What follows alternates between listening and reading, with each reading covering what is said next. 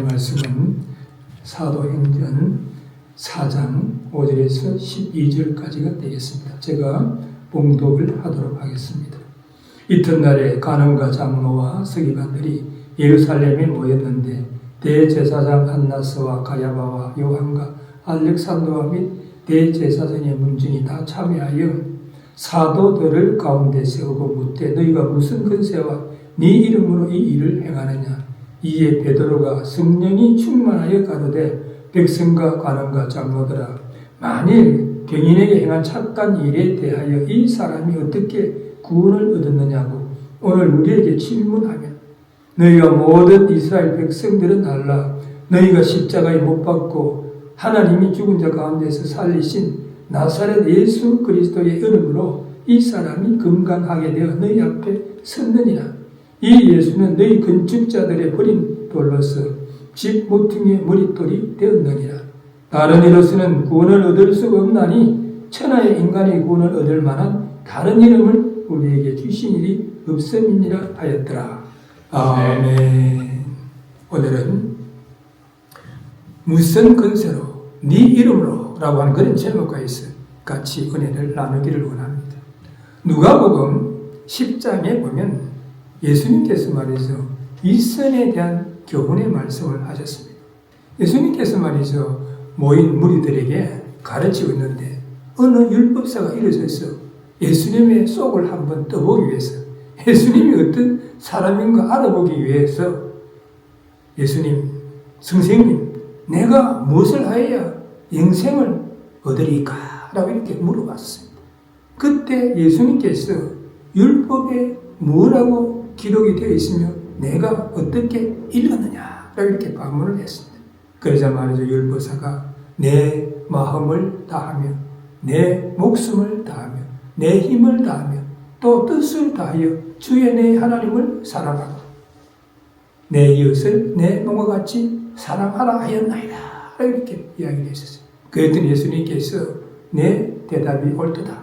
이를 행하라. 그리하면 살리라. 이렇게 말씀을 하셨습니다. 그렇게 했더니 말이죠, 율법사가 자신이 옳다는 것을 드러내기 위해 가지고 그러면 내 이웃이 누구니까? 이렇게 제자 질문을 했었어요. 그때 예수님께서 비유로 말씀을 하십니다.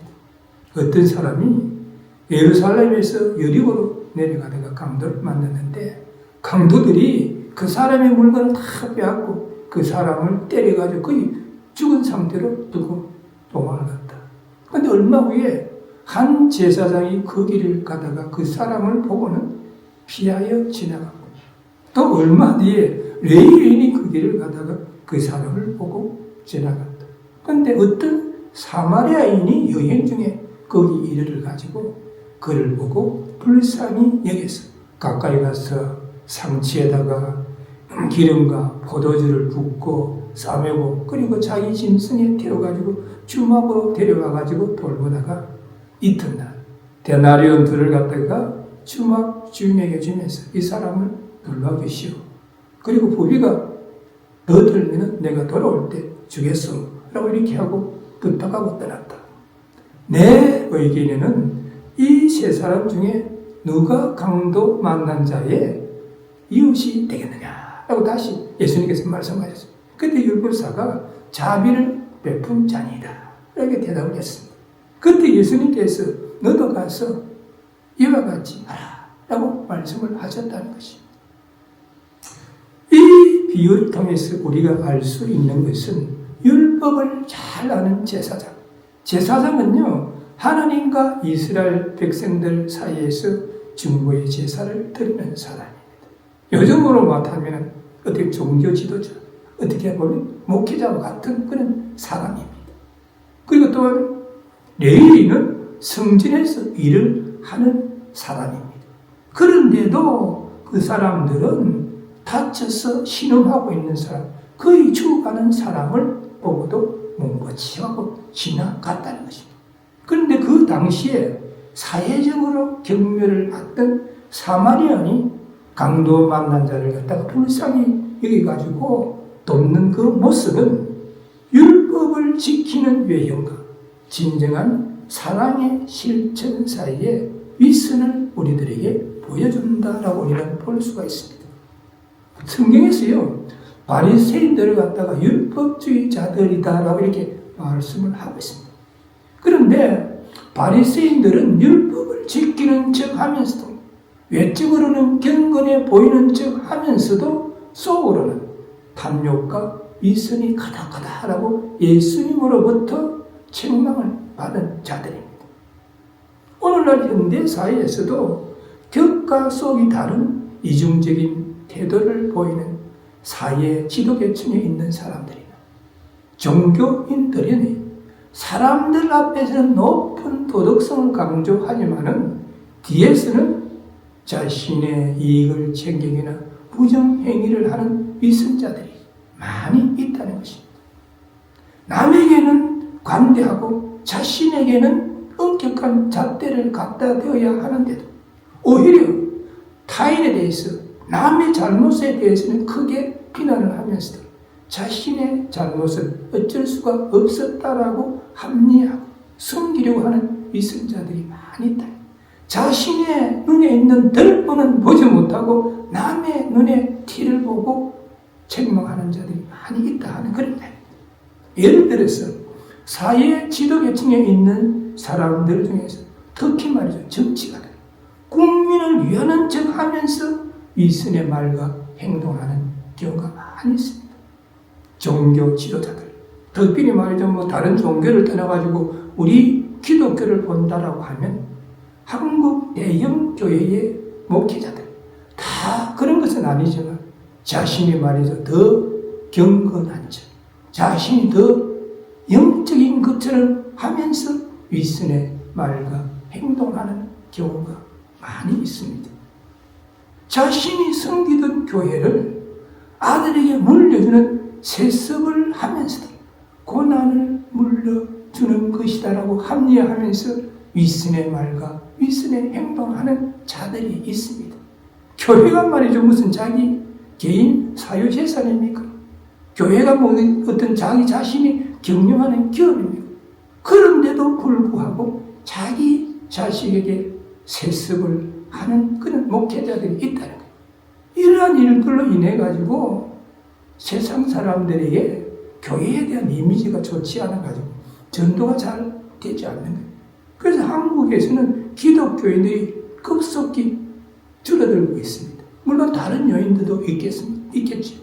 더 안타까운 일은 그런 윗선의 말을 듣고도 또 그런 윗선의 행동을 보면서도 그들이 그 교회에 출석하는 성도들입니다. 어려운 환경과 여건 속에서도 오직 십자가만을 바라보면서 열심으로 충성심으로 목회하는 목회자들에게 부끄러운 줄을 알아야 할 것입니다. 그러므로 경건의 모양만 있는 것이 아니라 경건의 능력을 갖춘 자가 되도록 노력을 해야 하는 것입니다. 경건의 모양만 있고 경건의 능력이 없다라고 하면 이것을 우리는 윗선이라고 하는 것입니다. 오늘 본문 속에 베드로와 요한은 종교 지도자들의 윗선으로 인해 가지고 큰 위기에 봉착했습니다. 나면서부터 안전병이 된 자를 나사렛 예수 그리스도의 이름으로 치유를 해줬더니 많은 사람들이 주목을 하게 되었고, 그 일로 인해 가지고 사도행전 4장 4절에 보면 말씀을 들은 사람 중에 믿는 자가 많으니 남자의 수가 5천이나 되었더라라고 말씀하고 있습니다. 나사렛 예수 그리스도의 이름으로 치유가 되었다고 사도 베드로가 말을 했더니 5천여 명이나 되는 사람들이 주님 앞에 돌아오는 역사가 일어났다는 것입니다. 그러자 그 당시 종교 지도자들, 윗선자들이라고 할 수 있는 자들이 핍박을 하고 나섰습니다. 물론 말이죠, 두 사도 베드로와 요한은 이러한 핍박을 예상하지 못한 것은 아닙니다. 그러한 위기 상황 속에서도 두 사도는 성령 충만함과 담대함으로 관원들과 종교 지도자들과 이스라엘 백성들에게 소리쳐서 말하는 그러한 내용이 오늘 본문 속에 담겨져 있습니다. 그래서 오늘 본문의 첫 번째 파트인 5절에서 8절에 보면 아기를 품은 위선자들의 신문에 대해서 말씀을 합니다. 아기를 품은 위선자들이 어떤 자였느냐? 산헤드린 구성원들이었다. 그들이 신문을 하고 있다라고 5절에서 6절 말씀하고 있습니다.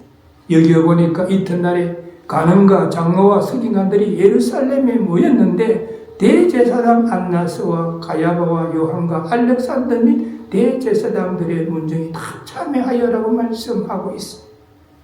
본질에서 중요한 것은 왜 이들이 다 참여하여 모였는가 하는 것입니다. 그 이유는 날 때부터 안전뱅이가 돼가지고 성전 미문에서 구걸한 자를 일으켜서 걷기도 하고 뛰기도 하게 만든 베드로와 요한을 신문하기 위함이었습니다. 본절에서 확실히 언급이 되어 있지 않지만은 베드로와 요한이 신문을 받았던 그 법정이 산헤드린 공회였다는 것은 명백한 사실입니다. 왜냐하면 본질에서 말하는 관원은 대제사장과 관리들을 말하는 것이고, 장로라고 하는 것은 이스라엘 각 지파의 장들을 말하는 것이고, 서기관이라고 하는 것은 율법의 해석자여 백성들의 교사를 말하는데, 이들은 신분상으로 산헤드린 구성원들이었기 때문입니다. 그래서 말이죠, 산헤드린 공회의는 의장인 대제사장을 제외하고 70인으로 구성이 되어 있습니다. 그리고 의결 정족수는 23명이었다고 합니다. 그 역할은 말이죠, 유대인들의 율법 준수 문제에 대한 종교 재판권을 행사를 하였고, 또한 유대의 최고 통치기관이었기 때문에 유대 지역의 일반 행정과 그리고 사법을 관장을 하였다는 것입니다.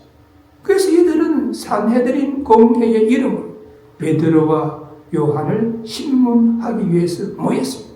그래서 말이죠, 베드로와 요한에게 말하기를 무슨 권세와 네 이름으로 이 일을 행했느냐라고 7절에서 말씀하고 있습니다. 사도들을 가운데 세우고 묻되 너희가 무슨 권세와 네 이름으로 이 일을 행했느냐. 본질에서도 여전히 나면서 안전병이 된 자가 치유된 사건을 둘러싸고 이야기를 하고 있습니다. 사도 행전 3장에서 말이죠, 날 때부터 안전병이 돼가지고 성전 미문에서 구걸한 자에게 베드로가 내가 내게 줄 은과 금은 없지만 내게 있는 것으로 내게 주느니 나사렛 예수 그리스도의 이름으로 걸으라고 했을 때 그가 발목에 힘을 얻고 걷기도 하고 뛰기도 하며 하나님을 찬미하는 그런 일이 일어났습니다. 그래서 말이죠, 성전 안에 있던 사람들이 소경이었던 자를 알고 있는데 그가 말이죠, 걷는 것과 뛰는 것을 보고 하나님을 찬미하는 것을 보고 놀라워하면서 기이 여겨가지고 솔로몬 행각이라고 하는 행각에 모였다는 것입니다. 그러자 말이죠, 베드로가 이것을 보고 백성들에게 이스라엘 사람들아 이 일을 왜 기이 여기느냐, 우리 개인의 능력과 경건으로 이 사람을 걷게 한 것을 왜 우리를 주목하여서 보느냐. 아브라함과 이삭과 야곱의 하나님 곧 우리 조상의 하나님이 그 종 예수를 영화롭게 하였느니라고 사도행전 3장 13절 9절에서 말씀을 하셨습니다. 성령 충만함으로 강하고 담대함으로 말했습니다. 그 결과 사도행전 4장 4절에 보면 말씀을 들은 사람 중에 믿는 자가 많으니 남자의 수가 약 5천이나 되었더라라고 말씀합니다. 놀라운 그런 역사가 일어났습니다. 그래서 말이죠, 그 당시 유대 최고 통치 기관인 산헤드린 공회로부터 핍박이 뒤따랐습니다. 베드로와 요한이 예수 그리스도의 권능과 부활을 증거하면서 복음을 전하는 것을 싫어해가지고 그들을 감옥에 가두었다가 이튿날 신문을 했다라고 사도행전 4장 3절에서 말씀하고 있습니다. 여기서 우리가 알 수 있는 것이 무엇입니까? 날 때부터 안전병이 된 자를 치유하는 좋은 일을 하였음에도 불구하고 핍박을 받는다는 사실입니다.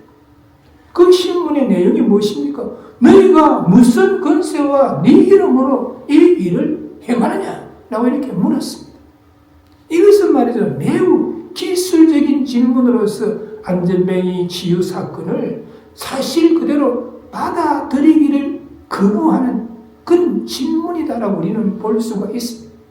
즉 안전병을 일으키는 그 근거가 무엇이며 그 치료의 방법이 무엇이냐라고 이렇게 질문하는 거예요. 이는 사도들의 치유 능력을 이방 신이나 사단이 한 것으로 몰아세우기 위한 그런 방편이었다고 우리는 볼 수가 있습니다. 이에 말이죠. 베드로가 뭐라고 답합니까? 오늘 본문의 두 번째 파트인 8절에서 12절에 보면 성령 충만하게 그에게 대답을 합니다. 성령 충만하게 뭐라고 이야기합니까? 성령이 주시는 지혜와 능력으로 치유하였다라고 8절에서 9절에 말씀하고 있습니다. 이에 베드로가 성령이 충만하게 가로되 백성의 간원과 장로들아 만일 병인에게 행한 착한 일에 대하여 이 사람이 어떻게 구원을 얻었느냐고 오늘 우리에게 질문하며 성령 충만한 베드로는 성령님이 주시는 지혜와 능력으로 명료하게 조리 있게 답변을 합니다. 여기서 우리가 알 수 있는 것은 세상의 근세 잡은 자들이 믿는 자들을 위협하는 것은 단 하나입니다. 우리가 믿고 있는 예수 그리스도를 믿지 못하게, 예수 그리스도를 따르지 못하게 하기 위함이었다고 우리는 볼 수가 있습니다. 핍박을 해가지고 예수 그리스도를 전하지 못하게 하는 그런 마음이 있었기 때문인 것입니다. 그래서 말이죠. 사도행전에서는 사도들과 그 당시 종교 지도자들과 많은 충돌이 있었음을 우리는 보게 되는 것입니다. 그래서 베드로는 그들의 음흉한 음모가 깃들어 있고 그리고 핍박성이 있는 질문에 대해서 분명하게 안전병에게 행한 착한 일이고 또 칭찬받을 그러한 일인데 죄인들을 추궁하듯이 질문하는 것은 부당하다라고 답변을 하면서 바르게 대답을 하고 있는 것입니다. 그래서 말이죠. 성령님의 지혜와 권능으로 치유를 했다. 그리고 10절에 보면 나사렛 예수 그리스도의 이름으로 치유를 했다라고 이야기합니다. 여기에 모든 이스라엘 사람들은 알라. 너희가 십자가에 못 박고 하나님이 죽은 자 가운데서 살리신 나사렛 예수 그리스도의 이름으로 이 사람이 건강하게 되어 너희 앞에 섰느니라 라고 말씀하고 있습니다. 너희와 모든 이스라엘 백성들은 알라라고 이야기를 하고 있습니다. 질문하는 자들 앞에서 사실대로 내가 이야기를 할 테니까 당신들은 잘 듣고 이 사실을 알아달라고 이야기를 하는 것입니다. 본질에서 베드로는 질문에 대하여 네 이름으로 병자를 고쳤는지 무슨 권세로 행했는지에 대해서 답변을 하고 있습니다. 먼저 말이죠. 네 이름에 대해서는 너희가 십자가에 못 박은 나사렛 예수 그리스도라고 이렇게 밝히고 있습니다. 그 이름을 말이죠. 단지 예수라고만 하지 않았습니다. 단지 그리스도만이라고도 하지 않았습니다. 당시에 유대 종교 지도자들이 백성들의 내리에서 깨끗하게 씻어버리기 위해 가지고 안달이 났던 예수 그리스도의 이름을 갖다가 분명하게 밝혔다는 사실입니다. 예수 그리스도께서는요, 공생의 기간 동안에 능력의 손길로, 치료의 손길로 각양각색의 병자들을 고쳤습니다. 이런 능력이 예수님께서 성천하신 후에는 성령님을 통해서 제자들에게 임하였다고 우리는 볼 수가 있습니다. 그래서 말이죠. 베드로와 요한은 성전 미문에서 나면서부터 안전병이 된 자를 오직 예수 그리스도의 이름으로 고칠 수가 있었다라고 우리는 볼 수가 있습니다. 그러면 무슨 권세에 대해서는 어떻게 이야기를 하고 있는가? 하나님이 죽은 자 가운데서 살리신 자 안에서 이 사람이 건강하게 되어 너희 앞에 섰느니라고 분명히 말씀하고 있습니다. 예수 그리스도의 권세로 치유가 되었다라고 말씀하고 있습니다. 그러면 우리가 말해 예수 그리스도의 이름으로 예수 그리스도의 권세로 어떤 일을 우리가 할 수가 있겠습니까? 우리는 구원함을 받을 수가 있는 것입니다. 사도행전 2장 21절에 보면 누구든지 주의 이름을 부르는 자는 구원을 얻으리라. 예수 그리스도의 이름으로 우리는 구원함을 받을 수가 있는 것입니다. 또 우리는 예수 그리스도의 이름으로 하나님의 자녀가 될 수가 있습니다. 요한복음 1장 12절에 보면 영접하는 자 곧 그 이름을 믿는 자들에게는 하나님의 자녀가 되는 권세를 주셨다라고 말씀하고 있습니다. 또한 예수 그리스도의 이름과 권세로서 모든 이름 위에 뛰어난 권세를 얻게 되는 것입니다. 빌립보서 2장 9절에서 10절에 보면 하늘과 땅의 모든 존재가 예수 이름 앞에 무릎 꿇는 절대적인 권세를 가졌다라고 말씀을 하고 있습니다. 또한 우리는 예수 그리스도의 이름으로 예수 그리스도의 권세로 우리는 기도 응답을 우리는 받을 수가 있습니다.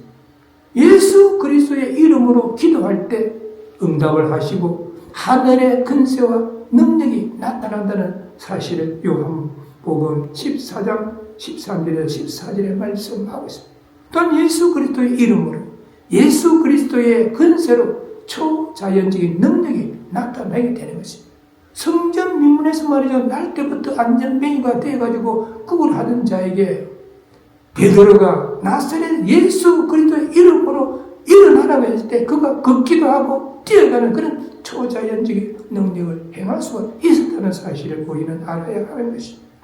그러므로 우리는 삶이 어렵고 힘이 든다 할지라도 오직 예수 그리스도의 이름을 믿고 또한 예수 그리스도의 권세에 의지함으로써 놀라운 역사를 체험하면서 우리는 승리하는 삶을 살아가게 되는 것입니다. 또한 말이죠. 사도 베드로는 성령 충만함으로 11절에서 12절에 보면 예수 그리스도가 우리의 구주가 되신다라고 말씀하고 있습니다. 이 예수는 너희 건축자들의 버린 돌로서 집 모퉁이의 머릿돌이 되었느니라. 다른 이로서는 구원을 얻을 수 없나니 천하 인간의 구원을 얻을 만한 다른 이름을 우리에게 주신 일이 없음이로다 하였더라라고 말씀하고 있습니다. 본절에서 베드로는 특별히 예수님이 구주가 되신다, 메시아가 되심을 갖다가 말씀을 하고 있는데 시편 118편 22절에 말씀을 인용해가지고 말씀을 하고 있습니다. 건축자들의 버린 돌이 집 모퉁이의 머릿돌이 되었나니, 이 말씀은 시편 118편 22절에 메시아에 대한 그런 예언입니다. 그래서 말이죠. 당시에 유대인들은 너무도 잘 알고 있던 그런 성경 말씀입니다. 예수님께서도 이 구절을 인용하셔가지고 자신이 메시아가 되심을 말씀하신 적이 있습니다. 마태복음 21장 12절에 보면 예수께서 가라사대 너희가 성경에 건축자들의 버린 돌이 모퉁이의 머릿돌이 되었나니 이것은 주로 말미암아 된 것이요 우리 눈에 기이하도다 함을 읽어본 일이 없느냐라고 말씀을 하셨습니다. 그러므로 예수 그리스도 외에 다른 이로서 말미암아 구원을 받을 수 없다라고 베드로가 담대하게 강하게 말씀을 하고 있습니다. 성경은 오직 예수 그리스도만이 전 인류를 구원하는 구세주가 된다라고 말씀을 하고 있습니다. 요즘 말이죠, 상품에도 진짜가 있고 가짜 짝퉁이 있는 것과 같이 기독교도 비슷한 사이비 종파가 많이 있습니다. 교포교회는 가장 신령한 지하면서 기독교인인지 하지만 이단이 우리 주위에 많이 있습니다. 그래서 우리가 말이죠, 인간에게 있어서 가장 귀한 우리의 영혼을 맡긴 일은 한 번의 선택이 영혼을 좌우한다는 사실을 우리는 알아야 되는 거죠. 그래서 이 시간 다른 종교 몇 개를 갖다가 우리가 비교해서 이단은 어떤 위험한 교리를 가르치고 있는가 우리는 바르게 알아야 될 필요가 있습니다. 요즘 말이죠, 한국에서 문제가 있는 그런 교회, 이단성 교회가 신천지라고 하는 교회입니다. 이 신천지라고 하는 이 교회에 자기들의 공식 명칭은 예수교 정극 장막 성전이라고 이렇게 이야기를 합니다.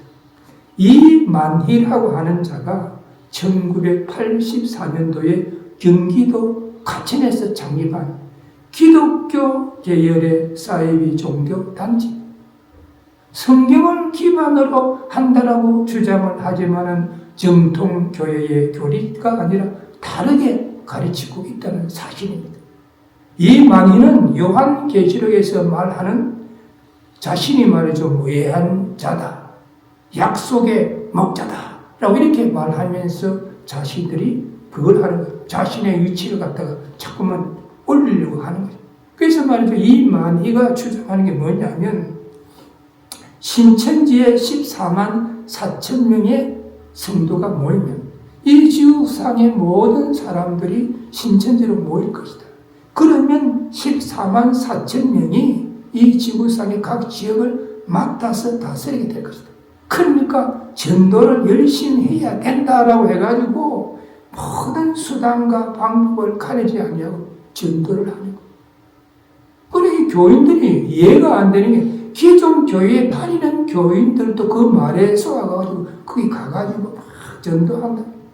근데 전도를 할 때에 어떻게 전도를 하느냐 하면 신천지라고 하는 이름을 밝히지 아니하고 그 사람이 전도 대상자의 말이죠. 뒷조사를 당연히 어떤 사람인가를 알고 그 사람에 맞는 쪽으로 이용을 하는 거예요. 어떤 세미나가 있습니다. 한번 오보세요. 그렇지 않으면 어떤 전시회가 있습니다. 오보세요. 이래가지고 사람들을 모아가지고 신천지의 교리를 갖다가 가르치고 또 어떤 때는 다른 교회에 침투해가지고 그 교회의 성도들을 빼오는 추수꾼 전략도 말이죠. 하고 있다. 신천지가 뭡니까? 새로운 하늘이고 새로운 땅이라고 하면서 전도할 때에 자신들의 존재, 신천지를 숨긴다 하는 그런 아이러니한 그런 일을 갖다가 벌이고 있는 것입니다. 신천지의 말이죠. 문제점이 뭐냐면 성경을 문자적으로만 해석해가지고 계시록의 말씀을 보고 듣고 증거하는 자, 그 예언자가 이 말이다. 약속의 목자가 예언자다. 그래서 이 만일을 중심으로 구원을 받을 수 있다. 라고 이렇게 주장을 하는 거예요. 구원이 인간 이 만일을 통해서 주어진다라고 하는 황당한 이야기를 한다는 이야기입니다. 성경은 뭐라고 말씀하고 있습니까? 사도행전 오늘 본문의 4장 12절에 보면 다른 이로서는 구원을 얻을 수 없나니 천하 인간에게 구원을 얻을 만한 다른 이름을 우리에게 주신 일이 없음이라고 말씀하고 있어요. 우리 인간을 구원할 수 있는 그 능력이 없다는 거예요. 성경은 오직 하나님의 아들 예수 그리스도만이 죄와 허물을 죽은 우리 인생들을 구원할 수 있다고 말씀하고 있어요. 그래서 빨리 우리는 교회를 선택할 때 이 교회가 어떤 교회인가 하는 잘 알고 선택을 해야 하는 것입니다. 두 번째는 말이죠. 이슬람교회. 이슬람교는 7세기 초에 아라비아에서 무함마드라고 하는 사람이 창시를 했었어요. 이 유일신, 알라에게 절대 복종한다 라고 하는 그런 뜻을 가지고 있습니다. 그래 무함마드는 40세가 될 때까지 사막 대상으로 다니다가 알라 신의 계시를 받아가지고 그 계시를 한 권의 책에 모아서 기록을 했는데 그것을 쿠란경이라고 하는 것입니다. 이 쿠란경은 구약과 무함마드의 은행독으로 이렇게 구성이 되어 있습니다. 이슬람교와 기독교의 차이점이 뭐냐면 예수 그리스도에 대한 관점과 구원론 그리고 원죄에 대한 이해가 다르다는 것입니다. 기독교는 예수님을 하나님의 아들이고 제2의 하나님이라고 믿는 반면에 이슬람 교도들은 예수님을 여러 선지자 중에 한 사람으로 보는 거예요. 인간을 구원하시기 위해서 예수님께서 십자가에서 우리 대신 대속의 죽으심을 당하셨다라고 이렇게 주장해요. 그래서 우리는 구원을 받기 위해서는 예수 그리스도의 대속의 죽으심을 믿어야 한다라고 하는데 이슬람 교대들은 선행을 함으로써 율법을 지킴으로써 구원을 얻을 수 있다고 이야기를 합니다. 또한 우리 기독교는 인간의 원죄를 인정하는데 이슬람교는 인정을 하지 않는다. 로마서 3장 23절에 보면 모든 사람이 죄를 범하였으면 하나님의 영광에 이르지 못하느니라고 말씀하고 아담의 후손으로 태어나는 모든 인간은 죄가를 가지고 태어납니다. 그리고 그 죄가를 우리 인간이 스스로 해결할 수가 없습니다. 예수 그리스도께서 십자가에서 대속의 죽으심을 당하심으로 그 죄가를 해결할 수 있습니다. 그런데 이슬람에서는 말이죠. 원죄를 인정하지 않는다는 것입니다. 또 세 번째로는 여호와의 증인입니다. 지호바스 위트니스. 이 19세기 미국의 제야 성서학자 찰스 러셀을 중심으로 해가지고 사생적으로 결성이 된 기독교 회복주의를 지향하는 반삼위일체 종교단체입니다. 이들은요, 기독교의 핵심 교리 중에 하나인 삼위일체를 부정합니다. 영혼 불멸을 부정합니다. 지옥을 있다는 사실도 부정합니다. 그것은 성경의 가르침이 아니라 이교에 혼합된 교리라 이렇게 이야기하면서 인정하지 않는다. 그래서 말이죠, 이 여호와의 정의인과 그리고 기독교가 다른 게 뭐냐 하면, 여호와의 정의는 기독교의 핵심 교리 중에 하나인 삼위일체를 부정하는 것이고, 또 예수 그리스도의 신성을 부정한다는 거예요. 기독교는 예수님이 하나님의 아들이고 제 하나님이라고 이렇게 이야기하는데, 여호와의 정의는 예수님을 하나님이 창조하신 피조물로 본다. 성경의 핵심 인물이 누구입니까? 예수 그리스도입니다. 기독교의 핵심 인물이 누구? 예수 그리스도. 그런데도 여호와의 정의는 예수 그리스도의 신성을 부정하기 때문에 이단이다 하는 그런 이야기. 그리고 또한 한국 사람들이 말이죠, 많이 믿고 있는 불교. 불교의 창시자가 누구냐 하면 고타마 시타라타라고 하는 사람입니다. 고타마 시타라타 하는 사람이 고행을 통해서 자기가 깨달았다 해가지고 그것을 부타라고 하고, 그리고 석가모니라고 부르는 것입니다. 고타마 시타라타가 깨달았다 해서 그 사람을 석가모니라고 부르는 것입니다. 그는요, 기원전 6세기경에 인도의 왕자였습니다. 그런데 생로병사의 고통을 보고 출가를 해가지고 자기가 말이죠, 수행을 하는 중에 뭔가를 깨달았다는 거예요. 그래가지고 불교라고 하는 종교를 갖다 만든. 불교의 원래 가르침이 뭐냐면 석가열의 가르침입니다. 그는 특별히 4가지 진리를 깨달았다고 하는데, 그것을 갖다가 불교에서는 사성체라고 합니다. 그 사성체의 첫 번째가 뭐냐 하면 고라고 하는 원리인데, 모든 존재는 고를 보는 거예요. 고통이 있다는 것입니다. 두 번째는 모든 존재의 고가 따르는 것은 인간의 욕망 때문이다, 이렇게 이야기를 하고 있습니다. 그리고 세 번째는 어떻게 그 고를 없앨 것인가, 소위 수양의 방법, 원리라고 볼 수가 있습니다. 네 번째는 어떻게 욕망을 없앨까 하는 소위 8정도의 원리를 가르치고 있습니다. 그리고 불교의 우주관은 무시무종입니다. 절대적인 신이 존재하지 않다고 보는 것입니다. 그리고 인과응보의 법칙과 그리고 윤회설이죠. 우리가 말해 뭔가를 잘못하면 그것이 자기에게 돌아온다 하는 그런 걸 갖다가 믿는 거예요. 그래서 불교와 기독교의 차이가 뭐냐 하면 구원론이 인간을 구원하는 것, 그리고 신에 대한 예다라고 볼 수가 있습니다. 불교에서는 수양과 깨달음을 통해서 번뇌와 고통에서 벗어나서 스스로 해탈할 수 있다, 이렇게 주장을 하는 겁니다. 기독교는 뭡니까? 우리 인간은 죄와 허물로 죽은 상태이기 때문에 예수 그리스도를 통해서 우리는 구원함을 받을 수 있다라고 이야기를 합니다. 아무리 인간이 말이죠, 수양을 하고 그리고 또 뭔가 깨달음이 있다 하더라도 자기 스스로를 구원할 수는 없는 거죠. 우리 인간이 구원함을 받기 위해서는 하나님의 아들 예수 그리스도를 통해서 우리는 구원함을 받을 수가 있는 것입니다. 그래서 우리가 분명히 알아야 하는 것은 방금 예를 통해서 알 수 있는데, 이 종교들은 하나님의 계시에 의해서 주어진 종교가 아니라 인간의 두뇌를 통해서 생긴 종교들이라는 거예요. 신천지가 그렇고 이슬람이 그렇고 그리고 여호와의 정인이 그렇고 불교, 인간의 두뇌를 위해서 만들어진 종교다라고 하는 것을 우리가 알아야 하는 것입니다. 계시가 무엇입니까? 계시라고 하는 것은 우리 인간이 알 수 없는 진리를 하나님께서 우리에게 알게 하는 것입니다. 하나님께서 죄와 허물로 죽은 우리 인간들을 구속하시기 위해서 보내신 분은 하나님의 아들 독생자 예수 그리스도밖에 없다는 사실을 우리는 분명하게 알아야 하는 것입니다. 예수님께서 말씀하시기를 뭐라고 말씀하셨습니까? 내가 길이요 진리요 생명이 나로 말미암지 않고는 아버지께로 올 자가 없느니라고 요한복음 14장 6절에서 말씀하셨습니다.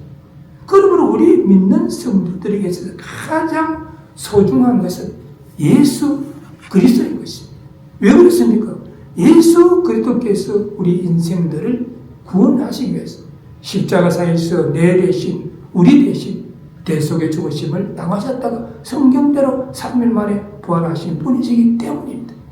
이러한 놀라운 십자가의 공로와 은혜에 대해서 베드로는 다른 이로서는 구원을 얻을 수 없나니 천하 인간에게 구원을 얻을 만한 다른 이름을 우리에게 주신 일이 없음이라 라고 사도행전 4장 12절에서 분명히 말씀하신 것입니다. 그러므로 오직 예수 그리스도만이 우리 인생들의 구세주가 되신다는 사실을 우리는 알아야 하는 것입니다. 오늘 본문에서 강조하는 것은 예수 그리스도를 통해서 우리는 구원함을 얻게 되는 것이고 예수 그리스도의 이름으로 문제들이 해결되는 역사가 일어나는 것이고 예수 그리스도의 이름으로 육신의 연약함이 치유되는 역사가 일어난다는 것입니다. 우리 모두 세계적인 불경기로 우리의 삶이 어렵고 힘이 든다 할지라도 육신의 연약함으로 고통 가운데 있다 할지라도 낙심하거나 좌절하는 것이 아니라 믿음 안에서 오직 예수 그리스도의 이름으로 구원함을 얻게 되고 문제들이 해결되고 육신의 연약함이 치유되는 놀라운 역사를 체험하시기를 주님의 이름으로 축원합니다. 아멘. 기도하시겠습니다. 사랑과 은혜가 충만하신 좋으신 하나님, 오늘도 주님을 사랑하는 아름다운 마음들이 한 자리에 모여있어 하나님 앞에 마음과 뜻과 정성을 다하여 예배드리고 진리의 말씀 안에서 은혜를 나눌 수 있게 하심을 감사를 드립니다.